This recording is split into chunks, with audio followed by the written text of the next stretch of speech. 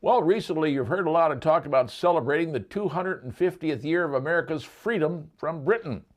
Now, there's more to the story, and I'm going to give you a quick little history lesson because on this date, April 19th, in the year 1775, something happened that changed America in so many different ways.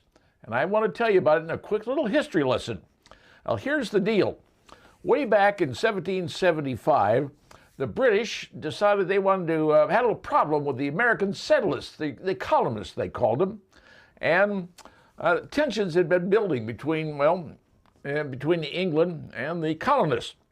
Well, a general by the name of Thomas Gage, he was the British general charged by the British to run the colonies, and he'd been given an order to say, hey, you know, those colonists got a whole lot of guns and ammunition. You need to take that stuff away because we don't want those people armed.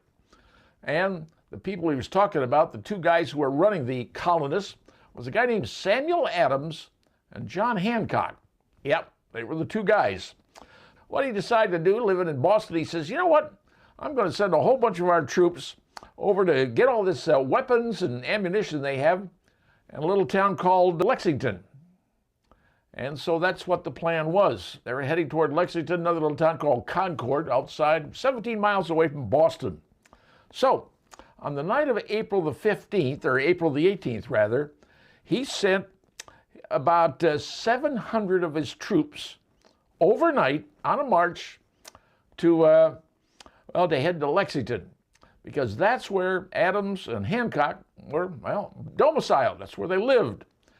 And what happened was the word got out. Somebody found out, somebody sent the word. Word may have come from pillow talk, if you know what I'm saying. And the word got out, and suddenly Paul Revere is running around the streets saying, hey, the British are coming, the British are coming. I went to every town in that area telling people they're coming. Well, as it turns out, they headed toward Lexington to get John Hancock and Samuel Adams. Well, problem was everybody knew they were coming. So what they did was they went into Concord, got all the ammunition, got all the weapons, and got them out of town. But a whole bunch of the colonists got together as a group and said, you know, we can't allow this stuff to happen. They're trying to take over us. And so what they did was 77 men. 77, not much. We're talking about 77 against 700. Well, 77 men, got together and said, no, we're not going to allow this to happen. And there they were. These were teenagers. These were tradesmen, like cobblers and blacksmiths and all those kind of folks. Regular folks. They weren't army people. Regular folks all had their muskets because that's how you hunted, how you protect your family. That's what you did back in 1775. And they stood there against the British. Problem was, here you have a group of 77 guys against 700 guys. British were all lined up, looking really nice, had the drums going, everything. Trouble is, nobody's sure who fired the first shot, but a shot was fired. Some say the Americans did, some say the British did, some say it came from a hedge tavern. Nobody really knows. But shooting went on, and some of the soldiers, the British soldiers, got spooked by the whole thing and started shooting themselves. And when they did, well, a number of Americans, a number of colonists, if you will, not Americans, 8 American colonists were in fact killed.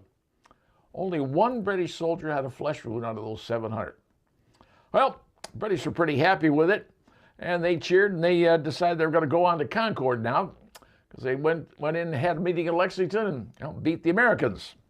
They went into Concord, couldn't find any weapons, started burning the place down. They were not very happy at that point. But now 400 militiamen had assembled, and they were headed toward a place called Northbridge. And Northbridge, there were 100 British soldiers there. Well, that's when the shot heard round the world, according to Ralph Waldo Emerson. He put it into words. That's where it was fired. The shot. Those 450 militiamen, that's what they called themselves then. They were just like regular people like you and me. Just had their guns and said, we're not going to allow this to happen now.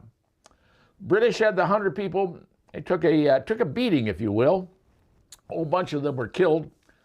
And the remaining force decided, hey, we're going to get the heck out of here and head back toward Boston. Well, by the time heading back, there were thousands of militiamen who showed up from everywhere around the county. They all showed up. But they didn't amass in a line. They lined the hedgerows, they lined the rocks, they were in the bushes. And during those 17 miles, all those British were marching back to Boston. It was a shooting gallery. They were all lined up and down the road. Nobody could see, and the shots were coming everywhere. And British soldiers were dropping like flies. Many of them were killed. 273 were killed, and only 93 Americans, colonists, were killed. Well, they made it back to Boston, and then the siege of Boston started and lasted over a year. The guy who was running the siege was a guy named George Washington. Well, forced the British out. They left Boston and never came back. Now, all of this happened. All of this occurred on April the 19th, 1775. 251 years ago. You understand something? The shot heard round the world, and those men, those militiamen, those individual farmers, ranchers, whatever they were, tradesmen, they all got their muskets out and said, enough's enough. And they attacked the government, saying, you are trying to destroy us, and we aren't going to put up with it. So that's how things got started, because the Declaration of Independence hadn't even been written yet. That was like 12, 13 months away, 1776. And then the Constitution came in, Declaration of Independence and the Constitution. But the First Amendment, freedom of speech, freedom of assembly. But the second, the right to bear arms.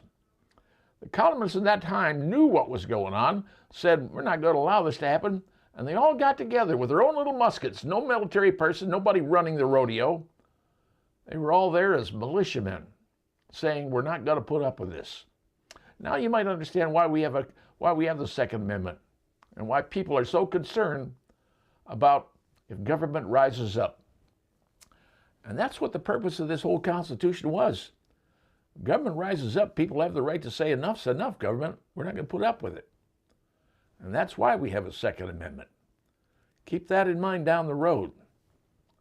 Hopefully it'll never come to that, but you have been warned. And now you know.